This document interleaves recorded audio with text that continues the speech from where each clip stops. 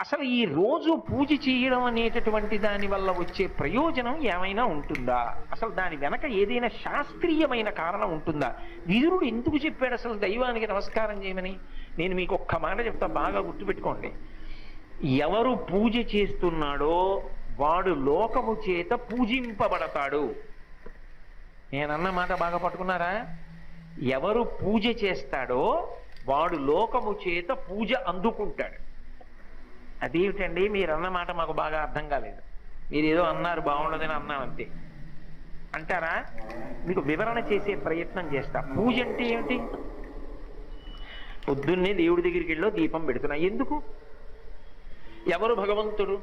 చంద్ర సూర్యౌచ నేత్రే కర్ణావాసా శిరోద్యౌ ముఖమవిదహనో యస్య వాస్తేయమబ్ధి అంతస్తం యస్య విశ్వం సురనర కకగో భోగి గంధర్వ దైత్యైః చిత్రం రమ్యతే